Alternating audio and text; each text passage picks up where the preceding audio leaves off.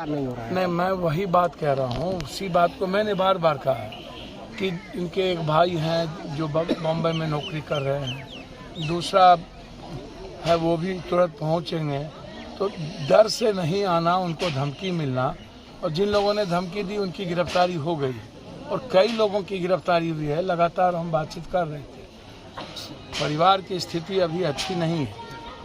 एक अच्छे परिवार के बावजूद भी इस हालात में जाकर के गार्ड की नौकरी करना, मजदूरी करना, ये इससे बड़ा तो दुखद कुछ नहीं है। लेकिन उसके बाद पारिवारिक विवाद में यदि इस तरह होते रहा तब तो गांव का गांव, शहर का शहर, परिवार का परिवार खत्म हो जाएगा। और जिन लोगों ने विवाद किया उनको लगता ही नहीं है कि उनको भीतर कोई भय था कि हमको सजा होगी या फांसी होगा या हमारे पास क्या बचेगा।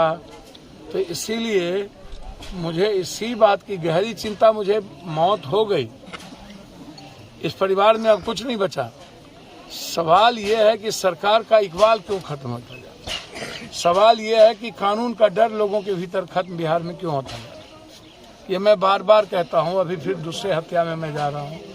लगातार मौत मौत मौत मौत मौत। हम आम आदमी की सुरक्षा नहीं कर पाएंगे, आम आदमी के लिए जीने के तरीके हमारे नहीं होंगे। हम तो सरकार से इस परिवार के लिए 20 लाख रुपये कम से कम मुआवजा की हम मांग करते हैं। इसकी पूरी सुरक्षा, SIT जांच के साथ साथ जो लोग इसमें इन्वॉल्व हैं वही लोग इसमें फंसे और उसकी तुरंत स्पीडी ट्रायल करके उसको फांसी की सजा दी जाए। तत्काल पार्टी की ओर से हम लोगों ने 25,000 रुपये मदद की है और इस बच्चे की जो लोग हैं उसके परिवार की जो भी सुरक्षा और परवरिश के लिए होगा, हम व्यक्तिगत तौर पर उसकी मदद करेंगे। लोगों ने केस नहीं किया। SP साहब का कहना, कल भी हम बातचीत किए थे, DIG साहब से भी बातचीत हुई। इन लोगों का कहना है कि अभी तक वो केस किए नहीं हैं। हम लोग घटना का जो अंजाम है और जो सही तथ्य है उस पर हम लोग पहुंच गए हैं। कई लोगों की गिरफ्तारी हुई जिसको हम लोग उसमें इसलिए अभी तक हम लोग ओपन नहीं कर रहे हैं कि इससे क्या होगा, जो जांच का रास्ता है हो सकता है कल प्रभावित हो जाए क्योंकि उन लोगों ने मोबाइल भी ले लिया, कई सारी चीज़ जो यहाँ साक्ष्य उन लोगों ने छोड़ा नहीं। तो अब है कि इन लोगों को तुरंत पहले केस करना चाहिए।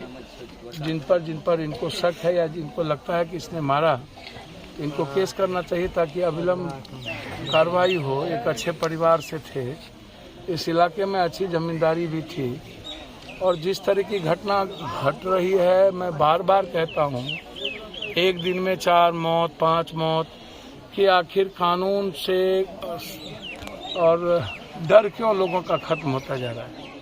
लोगों के भीतर भय का वातावरण नहीं है। पटना में कभी किसी को, कमिश्नर की पत्नी को मार दिए जाते हैं, कभी किसी को मार दिया जाता है। तो ये जो डर नाम की चीज़ खत्म हो गई। ये छोटी घटना थोड़ी नहीं है कि एक इतने मजबूत और होनहार युवक को जो यहाँ था उनको मार देना, फिर पिताजी और जिनका कोई लेना देना नहीं था बूढ़ी माँ की।